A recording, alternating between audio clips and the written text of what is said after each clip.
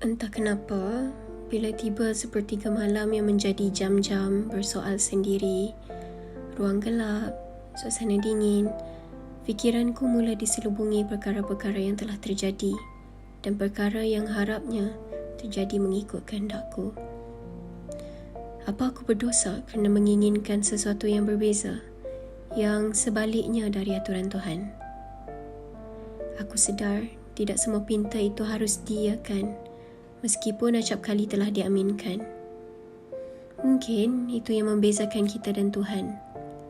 Kita menginginkan perkara yang kita anggap terbaik buat kita, tetapi Dia lebih tahu apa yang selayaknya buat kita.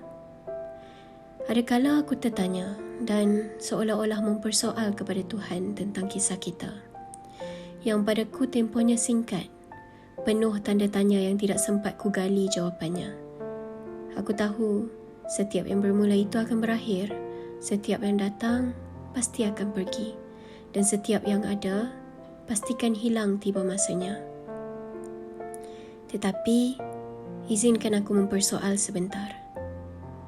Jika perlu ada pengakhiran, mengapa kisah kita? Mengapa begitu singkat? Jika yang hadir pasti akan pergi, mengapa kamu yang harus pergi dan menjauh dari hidupku? Dan andai yang ada itu akan hilang, mengapa pertemuan antara kita yang menjadi pilihannya? Setiap perkara dan insan yang melangkah ke dalam rumah hidup kita pasti melepasi pintu realiti kita dengan membawa 1001 hikmah, sama ada berkekalan atau hanya sebagai selebar pengajaran. Mengapa Tuhan tidak menjadikanmu sebagai hadiah buatku dari semesta yang akan sentiasa kekal di sanubari ini? Bukan sahaja secara fizik, tapi rohnya juga abadi berdamping dengan jiwaku. Namun, aku pasrah. Aku telah mencuba sehabis dayaku dengan semua kudrat yang termampu. Jiwa kerdil ini tidak mampu memaksa ketentuan. Bukan hanya aku, malah kita yang terpaksa akur. Kita dipaksa reda dengan ketentuan, berdamai dengan takdir dan menyerah kerana keadaan. Tiada satu pun yang ku kesali bila berbicara tentang kita. Aku ikhlaskan semuanya. Mungkin kamu menyangka kamu hanya sebutir titisan dari langit. Sedangkan, tanpa kamu sedar, kamu adalah selaut anugerah yang telah semesta kurniakan buatku. Kamu mungkin hadir dalam bentuk pengajaran, tapi kewujudanmu adalah sebuah kiriman terindah kepadaku. Semakin aku mendewasa, aku semakin memahami cara Tuhan menunjukkan kasih sayangnya. Aku belajar bahawa tidak semua pertanyaan itu harus dijawab, tidak semua permintaan itu harus diiakan, dan tidak semua janji akan mampu dikotakan. Kerana secara realitinya, kita hanya jasad yang mempunyai keterbatasan. Meski sekarang kita hanya sebatas orang asing yang dahulunya sering melukis kenangan pada tembok memori, kini sudah kian menjauh dan bertanya khabar juga nampaknya perkara yang mustahil. Mungkin yang berat itu bukanlah melupakan, tetapi menerima kenyataan bahawa semuanya hanya tersisa dengan kenangan. Tak mengapa, ini juga namanya kehidupan yang sifatnya sementara. Begitu juga dengan kita.